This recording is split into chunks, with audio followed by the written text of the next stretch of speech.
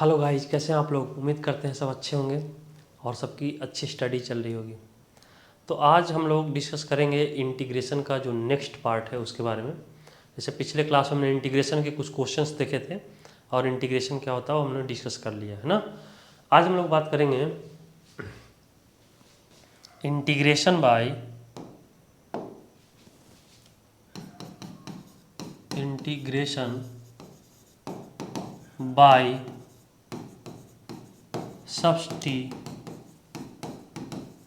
Substitution method है ना।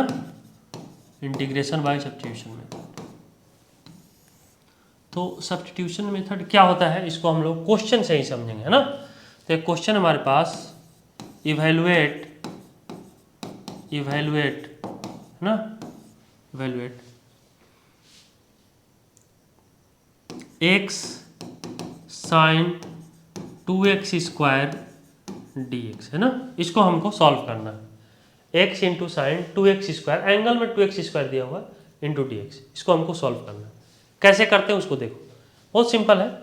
हम लोग यहाँ ऐसा करेंगे कि जो है इसको सब्स्टिट्यूशन मेथड का मतलब कुछ वैल्यू पुट करेंगे। जैसे मान लो हमको ऐसा वैल्यू पुट करना है कि x dx, जैसे हमारे पास फार्मूला क्या है ऐसे समझो। जैसे हमने फार्मूला क्या पढ़ा है, sine x dx is equal to minus cos x, यही फार्मूला पढ़े। हमको ऐसे पुट करना है कि ये जो वैल्यू है x dx, इसके जगह पर कोई दूसरा ऑपरेटर आ जाए, ठीक है ना। x dx को इलिमिनेट करना है, ऐसे समझ लो। कैसे करते हैं एक क्वेश्चन करेंगे, समझ में आएगा। हम लिखेंगे put 2x square is equal to, हम इसको t मान लेते हैं, आप y भी मान सकते हो z भी मान सकते हो है ना।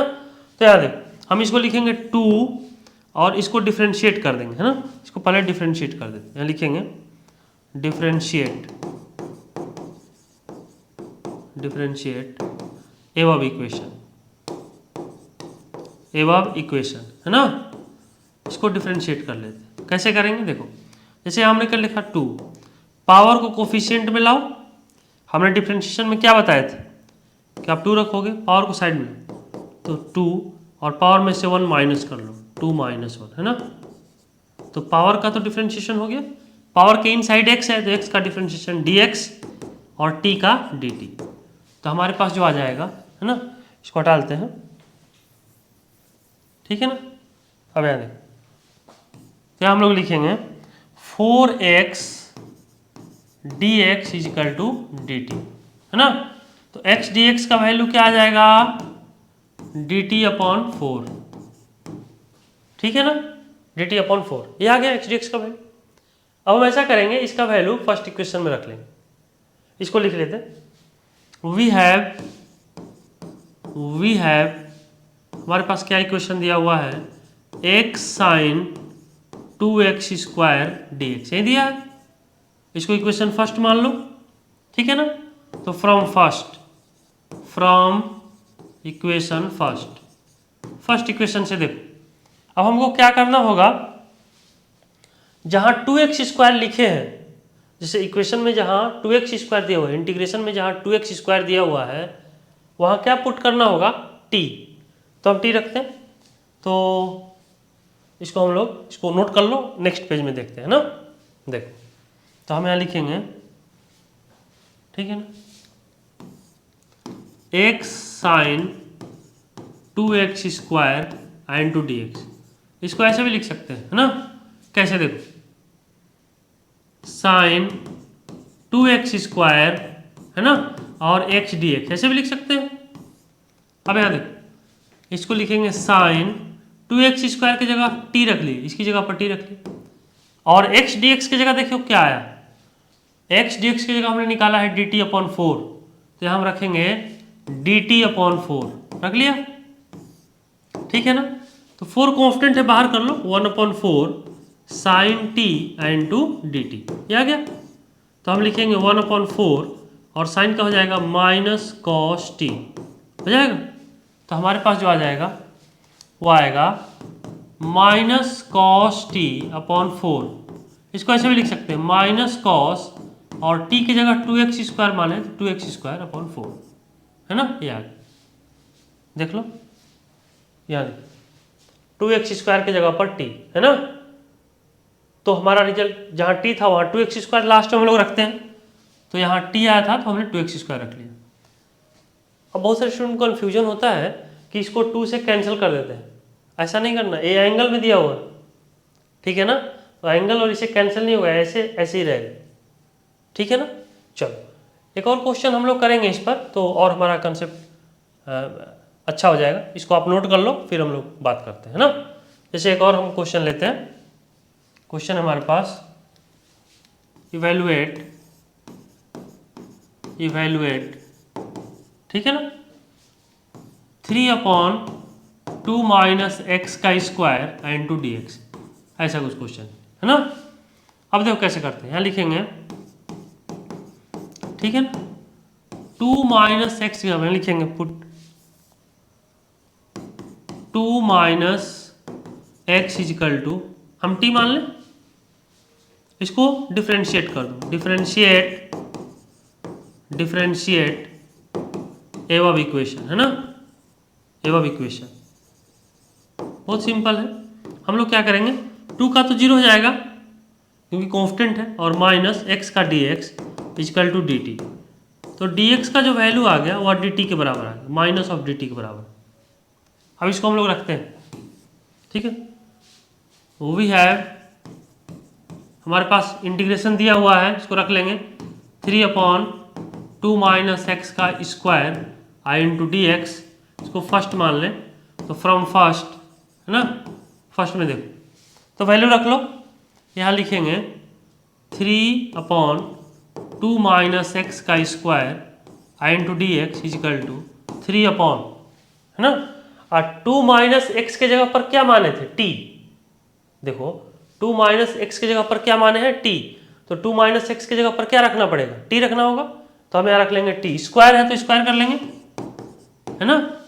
और साथ ही साथ ये भी देखो कि हम dx की जगह पर क्या निकाले हैं, dx की जगह पर हमारा वैल्यू आया है माइनस ऑफ dt, तो हम यहाँ लिखेंगे माइनस ऑफ dt, यहाँ हम लिख लेते हैं माइनस ऑफ dt, है ना, ये आ गया, ठीक है, यहाँ तक समझ में आया, ठीक है। क्या करना होगा, 2 माइनस एक्स की जगह पर हमने 2 पुट किया, t पुट किया, और इसको हमने डिफ्रेंशिएट कर लिया, तो dx का वैल्यू आ गया माइनस dt। अब ये जो इंटीग्रेशन में है, जो 2 माइनस एक्स की जगह पर हमें t रखना होगा, तो हम t रखे तो आ गया हमारा स्क्वायर है तो t स्क्वायर, और dx के पोजीशन पर आ गया माइनस ऑफ dt, तो हमने रख लिया माइनस ऑफ dt, क्लियर है। चलो हम लोग नेक्स्ट पेज में देखते हैं, बहुत सिंपल है, देखो तो हमारे पास आ जाएगा, ठीक है ना, 3/t² minus of dt, minus को बाहर कर लो तो 3/t² इंटू dt, है ना। अब इस टर्म को -3 को बाहर कर लो, पूरा कांस्टेंट को बाहर कर लिया, t² को ऊपर लेके जाओ तो -2 इंटू dt, ये आ गया, तो आ गया -3, है ना, और ये आ गया x⁴n के फॉर्म में, देखो x⁴n dx, क्या फार्मूला बताया है, x⁴n+1 divided by n+1 plus c, यही बताया, जहाँ c मिस हो गया होगा उसमें c ऐड कर देना भाई, है ना, c कांस्टेंट ऐड होता है, तो अब हम यहाँ लिखेंगे -3 और t⁴ -2 + 1 है ना, और प्लस c, तो हमारे पास क्या आता है, देखो तो आ जाएगा -3, है ना, और ये हो जाएगा t⁴ डिवाइडेड बाई -1 और प्लस c, ये माइनस से माइनस तो प्लस हो जाएगा 3 और t⁴ प्लस c, इसको ऐसे भी लिख सकते हैं 3 इसको नीचे लाएंगे तो t हो जाएगा और प्लस c, तो 3/t की जगह रखेंगे 2 माइनस एक्स प्लस c, तो ये आ जाएगा, t की जगह पर देखो, यहाँ देखो बहुत सिंपल है, t के पोजीशन पर देखो, t के पोजीशन पर क्या माने 2 माइनस एक्स, है ना, तो जहाँ t आया उसके जगह पर हमने 2 माइनस एक्स रख दिया, तो ये इसका रिजल्ट आएगा। इससे पहले वाले में यहाँ जो हमने निकाला था फाइनल रिजल्ट, तो जहाँ इंटीग्रेशन कंप्लीट हुआ वहाँ c ऐड कर लेना है, यही मैं बोल रहा था कि c आप ऐड कर लेना, है ना, तो ये चीज़ें आ जाएगी, ठीक है। तो आप ये समझ गए होंगे, हमने t² को ऊपर लेके गए, x⁴n के फॉर्म में आ गया, पावर में 1 ऐड कर दिया, और जो पावर आएगा उसी को नीचे रख लिए, और c कांस्टेंट अपने से ऐड कर लिए, है ना, और जहाँ t आया t के पोजीशन पर 2 माइनस एक्स रख लिए। तो हम उम्मीद करते हैं यहाँ तक आपको समझ में आ गया होगा, है ना। चलो नेक्स्ट हम लोग बात करते हैं, चलो नेक्स्ट क्वेश्चन है, एक और क्वेश्चन लेते हैं, एक और क्वेश्चन लेते हैं, इवेलुएट, क्वेश्चन है इवेलुएट, है ना, साइन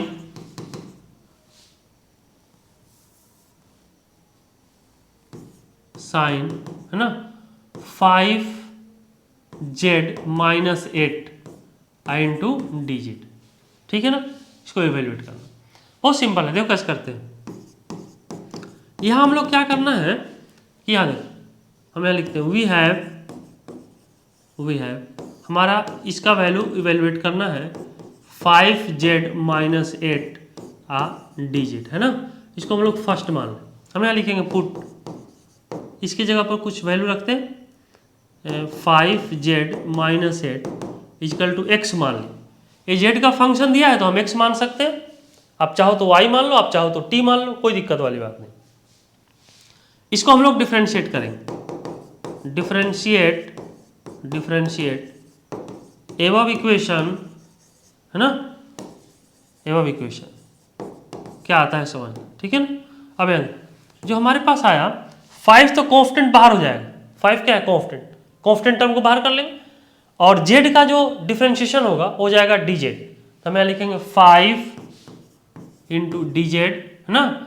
और देखो यहाँ 8 है तो 8 का डिफ्रेंशिएशन 0 होगा क्योंकि ये कांस्टेंट है ना, तो हो जाएगा 0, तो माइनस 0 इजकल टू, और x का हो जाएगा dx। तो भाई देखो यहाँ से dz का जो वैल्यू आ जाएगा वो dx अपॉन 5 के इक्वल आ जाएगा, dx अपॉन 5, है ना। हम ऐसा करेंगे, इसको फर्स्ट इक्वेशन में रख देते हैं, फ्रॉम इक्वेशन फर्स्ट में रख लो, क्या आता है हम यहाँ लिखेंगे साइन, है ना, और 5z माइनस 8 के पोजीशन पर क्या लिखना हो, देखो 5z माइनस 8 के पोजीशन पर x लिखना है तो हम यहाँ लिख लेंगे x आई इंटू, है ना। अब देखो dz के पोजीशन पर आया dx अपॉन 5 तो हम यहाँ रखेंगे dx अपॉन 5, ठीक है ना। dz देखो dz के पोजीशन पर क्या निकाले dx अपॉन 5, तो हमने रख लिया dx अपॉन 5। अब हम लोग क्या करेंगे, देखो बहुत सिंपल है, 5 तो कांस्टेंट बाहर हो गया, है ना, और एक बचेगा साइन एक्स dx, है ना, और साइन एक्स dx का हमें पता है, साइन एक्स का बताओ, साइन एक्स का होगा माइनस कॉस एक्स, तो हम उसी को यहाँ लिख लेते हैं, तो इजकल टू 1/5, है ना, और माइनस ऑफ कॉस एक्स यहीं आ जाएगा, अब प्लस सी, तो हमारे पास आ जाएगा minus cos x upon 5 plus C, तो यहाँ लिखेंगे माइनस कॉस, और x के पोजीशन पर लिख सकते हैं 5z माइनस 8, ऐसे लिख सकते हैं, और डिवाइडेड बाई 5 प्लस सी, तो यही रिजल्ट आ जाएगा, इसका जो इंटीग्रेशन का रिजल्ट आएगा यही आएगा, है ना।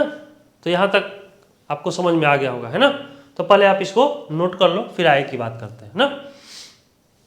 चलो बाय द वे नेक्स्ट हम लोग बात करेंगे, ठीक है। तो इस तरह से इंडेफिनिट इंटीग्रेशन का पार्ट लगभग हम लोग समझ गए, ठीक है। ऐसे तो इंटीग्रेशन बहुत बड़ा चैप्टर है, बहुत लंबा चैप्टर है मैथमेटिक्स में, बट हमें जितना फिजिक्स में चाहिए होगा उतना ही हमें करना होगा, जितना से हमारा फिजिक्स में समझ में आ जाए, फिजिक्स में जो यूज है उसी को हम लोग कर रहे हैं, है ना। बाय द वे हम लोग नेक्स्ट में बात करेंगे और वो है डिफिनिट इंटीग्रेशन के बारे में, है ना, डिफिनिट इंटीग्रेशन, है ना, डिफिनिट इंटीग्रेशन, ठीक है। अब बहुत सिंपल है, देखो जैसे मान लो हमने लिया fx dx, है ना, fx dx और a to b, है ना। अब यहाँ देखो हमने जब ये लिमिट अभी छोड़ दो, हम अभी लिमिट पर मत विचार करो, हमने बताया था पिछले क्लास में कि यदि fx स्मॉल fx हमने लिया है, यदि fx कोई x का फंक्शन है, fx क्या है, x का फंक्शन है, अगर उसको हम x के रिस्पेक्ट में इंटीग्रेट करते हैं, x के रिस्पेक्ट में इंटीग्रेट करेंगे तो क्या आएगा, यह फंक्शन चेंज हो जाएगा। हमने यहाँ रख लिया fx, ये आ गया, कहाँ से कहाँ तक होगा a to b, जब ये इंटीग्रेट हो जाएगा तो इसको बड़े ब्रैकेट में रखना है a to b, ठीक है ना। इसको हम लोग यहाँ लिखेंगे, इसको बोलते हैं, यहाँ लिख लें, a को बोलेंगे लोअर लिमिट, क्या बोलते हैं, लोअर लिमिट, इंटीग्रेशन का लोअर लिमिट कहलाता है ना, और b को बोलते हैं अपर लिमिट, क्या बोलेंगे, अपर लिमिट, है ना, ये ध्यान रखना है, b को बोलेंगे अपर लिमिट, a को बोलेंगे लोअर लिमिट, ऊपर जो रहेगा अपर लिमिट, नीचे जो रहेगा लोअर लिमिट, है ना। अब यहाँ देखो, यहाँ क्या करेंगे, x के पोजीशन पर हम पहले अपर लिमिट रखते हैं, तो एफ बी, है ना, और माइनस x के पोजीशन पर फिर a लिखेंगे।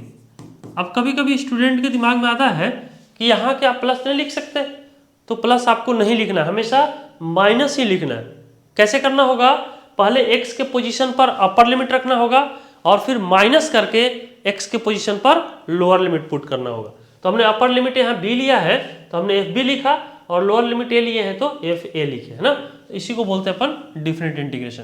क्वेश्चन करेंगे तो समझ में और क्लियर हो जाएगा।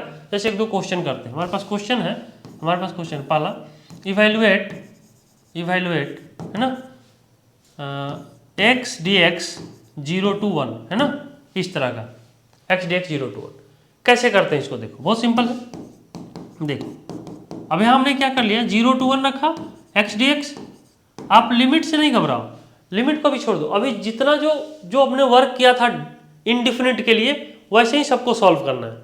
लिमिट तो लास्ट में पुट करेंगे, पहले इनडिफिनिट में कैसे सॉल्व किए थे, ये x to the power n के फॉर्म में है, क्यों, क्योंकि यहाँ पावर 1 है ना। x to the power n का फॉर्म अभी बताए थे, क्या बताए थे, x to the power n dx का फार्मूला बताओ, x to the power n plus 1 divide by power को रखो n प्लस 1 प्लस c, ऐसे कुछ करेंगे। लेकिन ध्यान रखना है कि डिफिनिट इंटीग्रेशन में जो कांस्टेंट हम लोग c यहाँ ऐड कर रहे थे उस कांस्टेंट को डिफिनिट में ऐड नहीं करना है।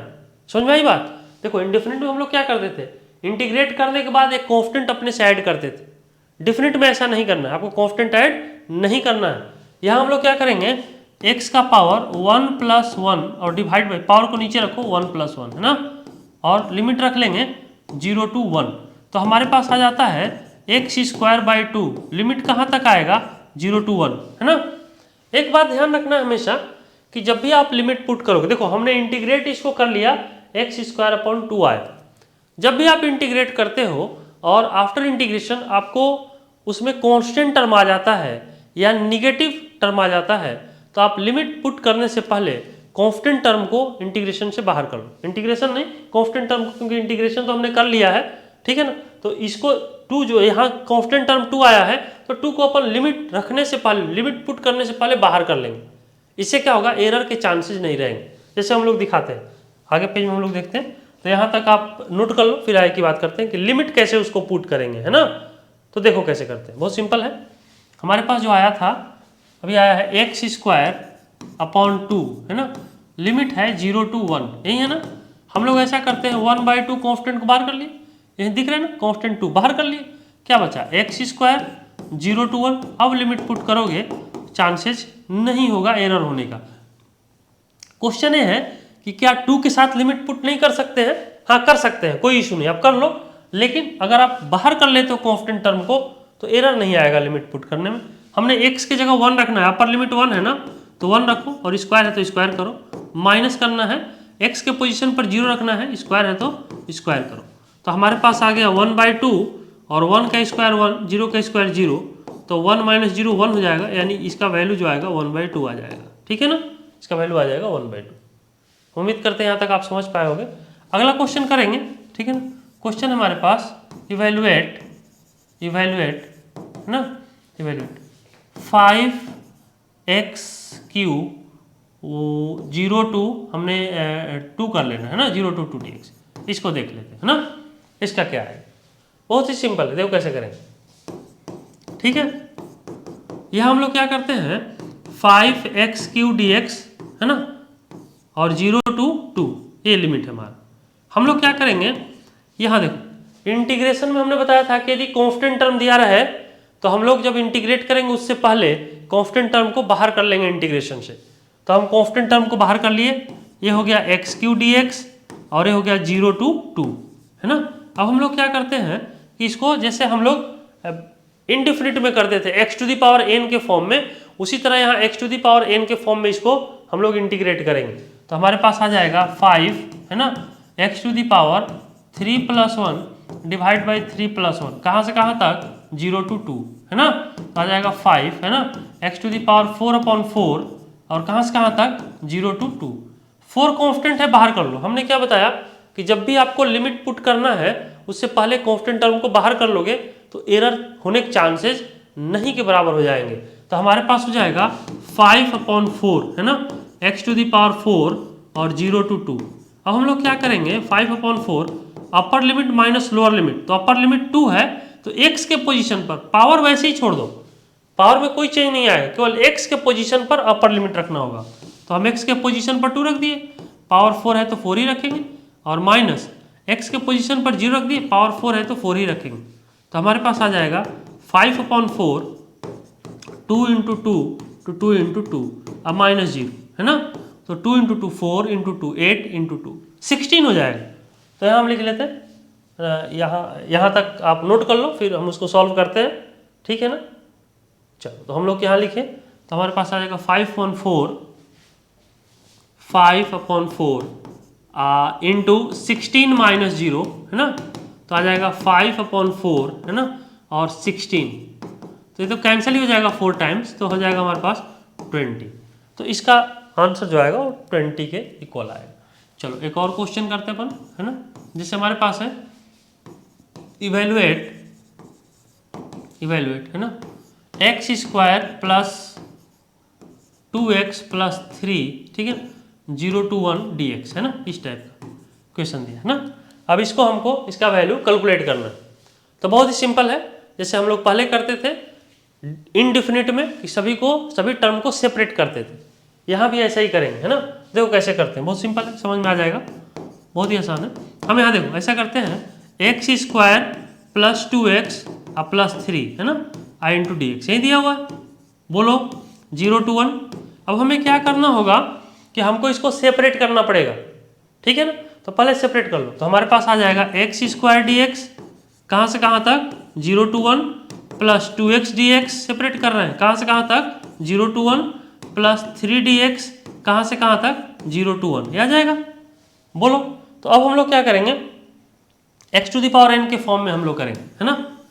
तो पहले जो कांस्टेंट टर्म है उसको हटा लो एक बार, तो हमारे पास बाहर कर लो, तो x² dx इसको ऐसे ही रखना प्लस 0 to 1, और इसमें देखो कांस्टेंट टर्म है 2, तो 2 को अपन इंटीग्रेशन से बाहर कर लेंगे, 2 को क्या करेंगे इंटीग्रेशन से बाहर कर लेंगे, बाहर कर लो 2 को बाहर, 2x dx कहाँ से कहाँ तक 0 to 1 प्लस यहाँ कांस्टेंट क्या है 3, तो 3 को बाहर कर लो dx 0 to 1 है ना।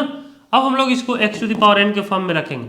x⁴n का फॉर्मूला हमें ध्यान होना चाहिए, x⁴n का फॉर्मूला क्या होता है, x⁴n+1 डिवाइडेड बाई n+1, तो यहाँ पावर क्या है 2, तो x⁴2+1 डिवाइडेड बाई 2+1 है ना, ये आ जाएगा 0 to 1 प्लस यहाँ 2 तो कांस्टेंट ऐसे ही रहेगा, यहाँ पावर 1 है तो हम यहाँ लिखेंगे x⁴1+1 डिवाइडेड बाई 1+1 0 to 1 है ना, प्लस इसको देखो 3 और dx का होता है x, कहाँ से कहाँ तक 0 to 1, इसको सिंप्लीफाई करते हैं, x का पावर क्यूब हो जाएगा x³ है ना, 0 to 1 प्लस 2 हो जाएगा x²/2, कहाँ से कहाँ तक 0 to 1 प्लस 3x 0 to 1 है ना, ये आ जाएगा। अब क्लियर है। अब हम लोग क्या करते हैं कि यहाँ देखो, अब हम लोग जो कांस्टेंट टर्म है उसको बाहर कर लेंगे और तब लिमिट पुट करेंगे, यही तो पता है, कांस्टेंट टर्म को पहले बाहर कर लो फिर लिमिट पुट करोगे तो एरर आने के चांसेस नहीं होंगे। तो पहले आप इसको नोट कर लो फिर लिमिट पुट करेंगे, है ना। चलो नेक्स्ट हम लोग बात करते हैं x³ यहाँ लिखते हैं x³ है ना, 0 to 1 प्लस 2 x²/2 है ना, 0 to 1 प्लस 3x 0 to 1, यही था। अब हम लोग क्या करते हैं, देखो 1/3 कांस्टेंट को बाहर कर लिया, यहाँ हो जाएगा x³ है, x³ और कहाँ से कहाँ तक 0 to 1 प्लस यहाँ 2 तो रहेगा, इस 2 को बाहर करो तो 2x² 0 to 1 plus 3x 0 to 1 है ना। अब हम लोग क्या करते हैं 1/3 अपर लिमिट और माइनस लोअर लिमिट है ना, x की जगह पर अपर लिमिट रख लिए और x की जगह पर लोअर लिमिट रख लिए, प्लस x की जगह पर अपर लिमिट रखो 1 का स्क्वायर, लोअर लिमिट रखो 0 का स्क्वायर है ना, प्लस 3 x की जगह पर upper limit 1 minus lower limit 0। अब जो हमारे पास आएगा बहुत सिंपल है, 1/3 और 1 का क्यूब करेंगे तो 1 और माइनस 0 आ जाएगा, अब प्लस यहाँ क्या हो जाएगा, यहाँ 2 तो कैंसिल ही हो गया था ना ये वाला, तो अब हमारे पास बचेगा 1 माइनस 0 प्लस यहाँ क्या बचेगा 3 × 1, तो हमारे पास आ गया 1/3 और 1 माइनस 0 1 प्लस 1 प्लस 3, यही आ जाएगा। तो अगर हम इसको सॉल्व करें तो 1 + 3 + 9/3 यही आ जाएगा।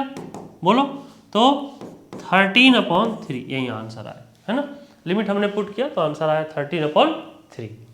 तो यहाँ तक समझ में आया होगा। हमने कुछ नहीं किया है, जैसे देखो यहाँ हमने सिंपल किया है। यहाँ तक देखो हमने क्या किया, जिससे पहले हम लोग इनडेफिनिट इंटीग्रेशन में करते थे वही चीज़ें हमने यहाँ किया है ना। x⁴n के फॉर्म में है तो हमने कर लिया इसका इंटीग्रेशन। और इसके बाद हमने लास्ट टाइम में क्या किया, लिमिट पुट कर दिया, upper limit minus lower limit. तो upper limit minus lower limit किए तो हमारे पास ये रिजल्ट आ गया। यहाँ तक सबको समझ में आ गया होगा, है ना। अब चलो हम लोग नेक्स्ट में बात करेंगे, ठीक है ना। नेक्स्ट में बात करते हैं। नेक्स्ट में हमारे पास है, देखो बहुत सिंपल है और है प्रॉपर्टीज ऑफ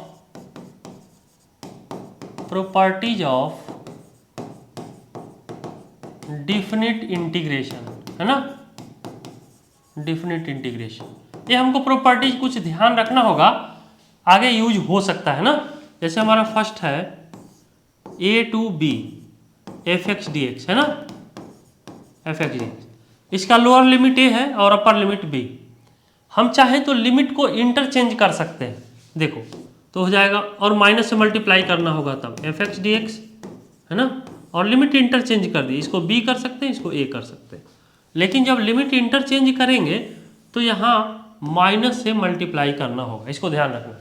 देखो यहाँ क्या था, यहाँ जो है ये लिमिट है b और ये है a। तो यहाँ देखो यहाँ लोअर लिमिट a था, अपर लिमिट क्या है b, fx dx। हमने क्या किया, लिमिट को इंटरचेंज कर लिए। इंटरचेंज का मतलब ये हुआ कि जहाँ अपर लिमिट था वहाँ अब लोअर लिमिट कर लिए, और जहाँ लोअर लिमिट था वहाँ अपर लिमिट कर लिए। b को नीचे ले आया, a को ऊपर ले गए, इंटरचेंज कर लिया लिमिट को। ऐसा किया जा सकता है, लेकिन कंडीशन ये है कि हमको माइनस से मल्टीप्लाई करना होगा, ठीक है ना। ये तो पहला प्रॉपर्टी हो गया। दूसरा प्रॉपर्टी हम लोग देखें, सेकेंड प्रॉपर्टी, है ना। तो हमारे पास ये है कि a to b और fx dx, है ना, a to b fx dx। हम चाहें तो इसको ऐसे भी लिख सकते हैं a to c fx dx, है ना, plus c to b fx dx, ऐसे भी लिख सकते हैं, है ना।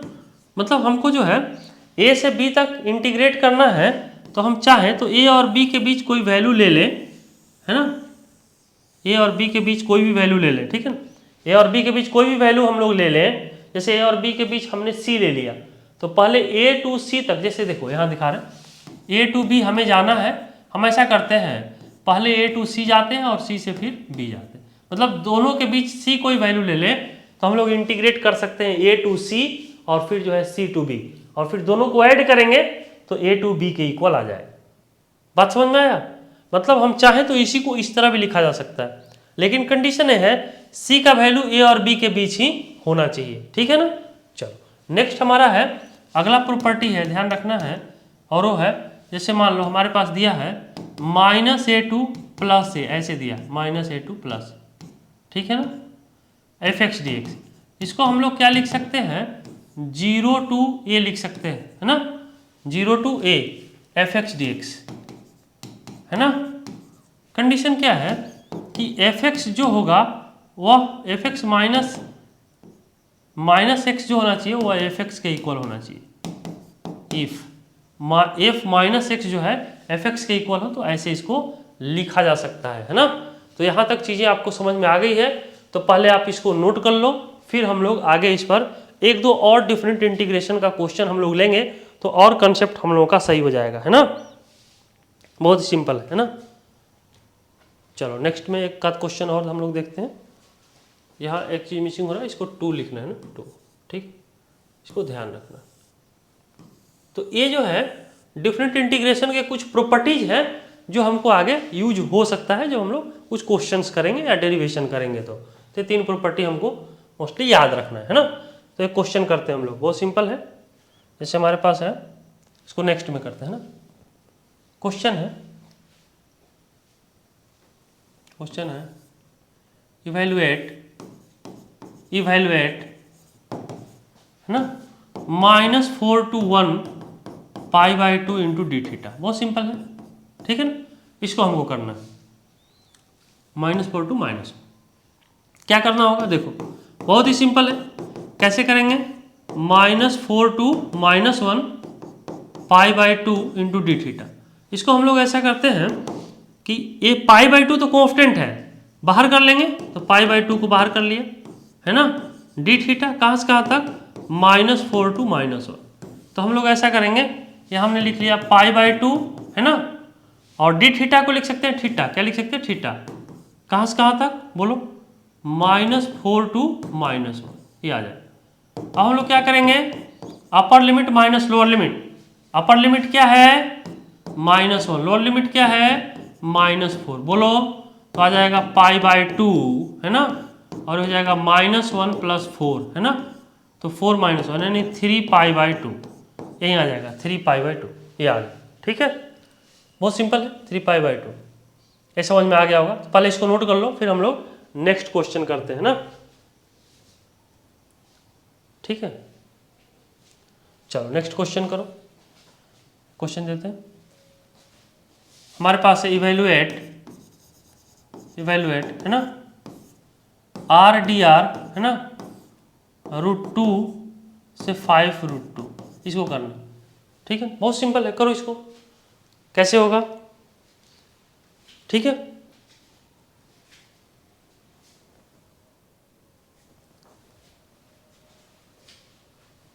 हो गया, बहुत सिंपल है। देखो कैसे करते हैं, हमने क्या करना है, यहाँ हम लोग लिखेंगे, सोल्यूशन में लिखते हैं। ठीक है, यहाँ लिखेंगे RDR कहाँ से कहाँ तक, √2 और 5√2। ठीक है, अब यहाँ देख, यहाँ हम लोग के पास हो जाएगा R²/2, ठीक है ना, R²/2, और कहाँ से कहाँ तक, √2 टू 5√2, ये आ जाएगा। तो यहाँ 1/2 हमने बताया कांस्टेंट टर्म को बाहर कर लो, इसमें 2 कांस्टेंट आया ना, लिमिट पुट करने से पहले कांस्टेंट टर्म को बाहर कर लो, तो कांस्टेंट टर्म 2 है, 2 को बाहर कर लिया, अब लिमिट पुट करो, तो ये हो जाएगा R², है ना, R² √2 और हो जाएगा 5√2। तो हमारे पास आता है 1/2 और R का वैल्यू रखो 5√2 का स्क्वायर हो जाएगा 5√2 का स्क्वायर और -√2 का स्क्वायर, ये हो जाएगा। तो हमारे पास कितना आता है 1/2 और हो जाएगा 25 × 2 - 2, है ना, तो ये हो जाएगा 48, नहीं 1/2 और 25 × 2 50 -2, तो हो जाएगा 48/2 यानी 24, ये आ जाएगा, है ना। तो बहुत ही सिंपल है, हम उम्मीद करते हैं सबसे हो गया होगा। तो 24, तो इस तरह हम लोग क्या कर सकते हैं, ऐसे बहुत सारे क्वेश्चन हो सकते हैं, ठीक है ना, बट उसमें हम लोग क्या करेंगे, ये ध्यान रखना है कि हम लोग सबसे पहले डिफरेंट इंटीग्रेशन को जैसे ऑपरेट करते थे वैसे ही करेंगे, और लास्ट में हम लोग लिमिट पुट करेंगे। कंडीशन क्या है कि आपको एरर नहीं चाहते हो तो आप जो कांस्टेंट टर्म है या निगेटिव टर्म जो आता है उसको बाहर कर लो लिमिट पुट करने से पहले, फिर रिजल्ट बिल्कुल सही आएगा। ठीक है ना, तो यहाँ तक आप नोट कर लो, फिर आगे की बात करते हैं ना। आगे हम लोग कुछ ग्राफ देखेंगे, तो ये डिफरेंट इंटीग्रेशन या फिर कहें इंटीग्रेशन का पार्ट लगभग कंप्लीट हो गया। ठीक है ना, अब हम लोग कुछ ग्राफ देखेंगे, है ना, कुछ इंपॉर्टेंट ग्राफ देखेंगे, उसका यूज भी आगे होने वाला है, तो आप पहले इसको नोट कर लो। तो हम यहाँ देखते हैं ना, देखो यहाँ हमारे पास है some important graph, some important graph, है ना, कुछ ग्राफ। जैसे पहला ग्राफ है y = mx का, वेयर m = स्लोप, m क्या है यहाँ, स्लोप है।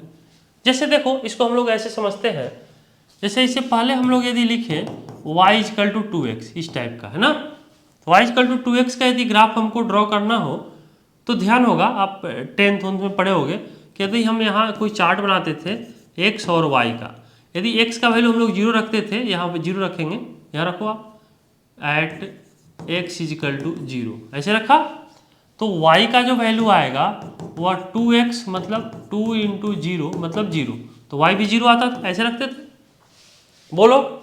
उसी तरह x का वैल्यू और चेंज करें, x का वैल्यू 1 रख के चेक करें, तो एट x = 1, तो y का वैल्यू कितना आता था 2 × 1 मतलब 2, तो x का वैल्यू 1 तो 2, है ना। उसी तरह x का वैल्यू यदि हम 3 रखें, सॉरी हाँ x का वैल्यू 3 रख दें, 3 रखें तो y का वैल्यू 6 ऐसे कुछ आता था। इस तरह से हम x का वैल्यू डिफरेंट डिफरेंट रखेंगे तो y का वैल्यू भी कुछ डिफरेंट आएगा।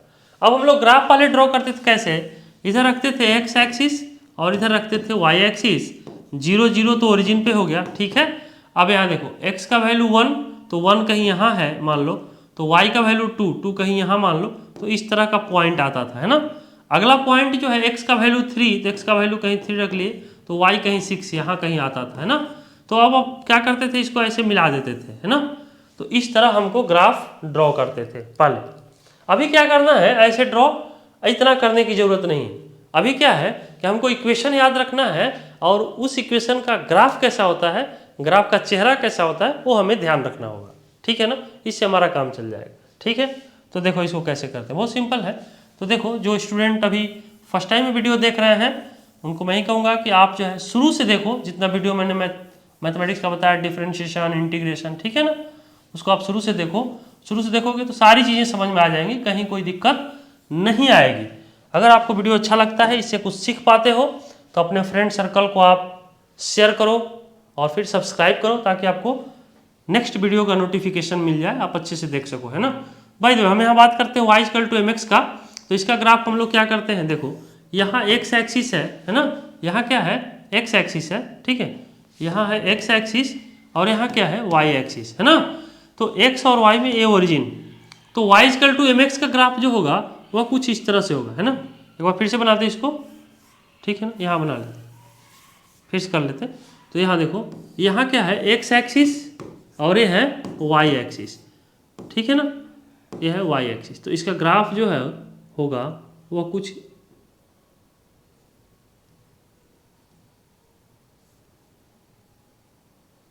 इसका ग्राफ जो है, फिर से करेंगे, इसका ग्राफ जो ओरिजिन से पास करेगा भाई, है ना। इसका ग्राफ जो है ओरिजिन से पास करेगा और स्ट्रेट लाइन होगा, ये ध्यान रखना है।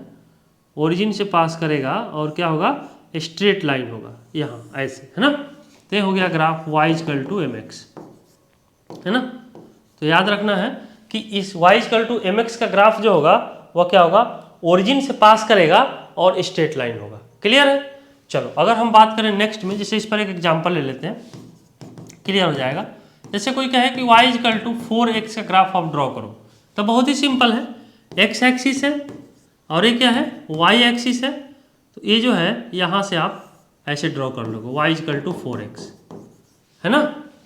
डायरेक्ट ऐसे याद रखना है y equal to mx, m slope है और m का कुछ भी वैल्यू हो सकता है, 1 2 3 4 1000 100 4/2 3/5 ऐसे कुछ भी हो सकता है, ठीक है ना।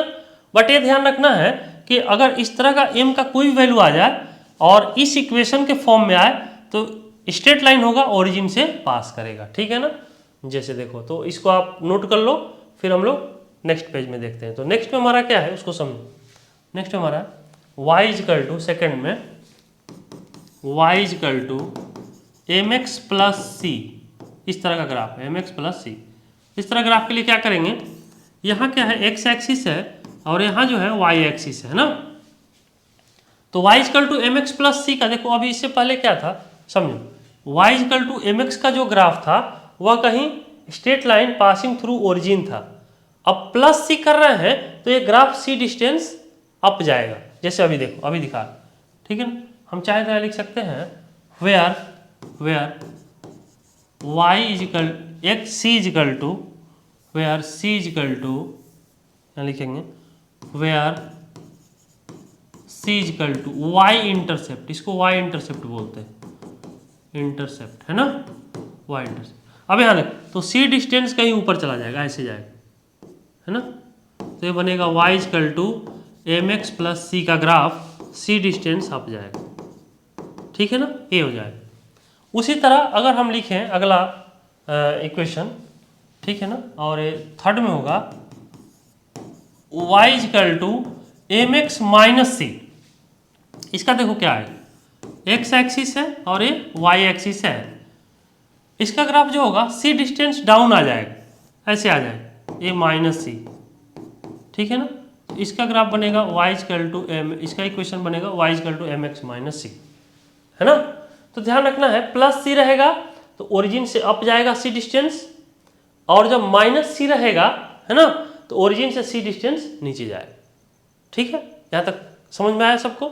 बाय द वे, इस पर एक दो इक्वेशन हम लिख के देखते हैं कैसे आता है ना। जैसे देखो, इसको पहले आप नोट कर लो, इसको आप नोट कर लो, है ना, फिर हम लोग देखते हैं। चलो, तो हमारे पास है, जैसे एक इक्वेशन लेते हैं एग्जाम्पल में, ठीक है ना, एग्जाम्पल में जैसे हमें ड्रॉ करना है y is equal to 5x plus 3 का ग्राफ, और दूसरा ड्रॉ करना है y इजकल टू, ठीक है ना, 9x माइनस 5 का ग्राफ। ये दोनों ग्राफ हमको ड्रॉ करना है, बहुत सिंपल है, ठीक है ना। तो हम लोग कैसे करेंगे, फर्स्ट एग्जाम्पल है और ये सेकेंड एग्जाम्पल, तो आप ड्रॉ करके देखो, और हमें उम्मीद है कि सभी लोग ड्रॉ कर लिए होंगे। देखते हैं कैसे ड्रॉ करते हैं। तो हमारे पास है, देखो, x एक्सिस है ना, और ये क्या है, y एक्सिस। हमें क्या करना है, ये जो है 3 डिस्टेंस प्लस 3 है, c की जगह प्लस 3, तो 3 डिस्टेंस ऊपर चला जाएगा। मान लो 3 डिस्टेंस इतना आता है, तो ये कहीं इस तरह का ग्राफ बनेगा, y is equal to 5x plus 3, इस तरह ग्राफ बनेगा, ठीक है ना। उसी तरह से देखो, अब यहाँ हम लोग क्या करते हैं, यहाँ देखो, यहाँ हमारे पास है, ठीक है ना, 5 डिस्टेंस नीचे आएगा, ये y एक्सिस है और ये क्या है, x एक्सिस है, ठीक है ना। तो यहाँ 5 नीचे कर लो यहाँ से, ठीक है ना, ऐसे, तो ये हो जाएगा -5, ये जो जाएगा -5, और इक्वेशन बनेगा y is equal to 9x minus 5, है ना। तो इस तरह से हमने बताया था कि यदि 3 ऐड है इसमें तो 3 डिस्टेंस ऊपर चला जाएगा, -5 है तो -5 नीचे आ जाएगा। कैसे -5 काउंट करेंगे, जैसे मान लो यहाँ 1 मान लिया, यहाँ 2 मान लिया, यहाँ 3, यहाँ 4 और यहाँ 5, है ना, तो 5 नीचे आ गया। उसी तरह 1, 2 और ये 3, ये 3 ऊपर चला गया, 3 डिस्टेंस ऊपर हो गया। स्केल से कर लेंगे, एग्जैक्ट तो नहीं कर सकते, लेकिन मान लो हमने मान लिया कि 3 डिस्टेंस यहाँ ऊपर आएगा, तो हमने ऊपर से ले लिया। 5 नीचे आ जाएगा तो हमने नीचे से ड्रॉ कर लिया, है ना। तो हम उम्मीद करते हैं ये सारी चीज़ें आपको समझ में आई होगी। तो इस पर जो है हम लोग और भी ग्राफ देखेंगे और इसको नेक्स्ट क्लास में देखेंगे, ठीक है। तब तक के लिए थैंक्स।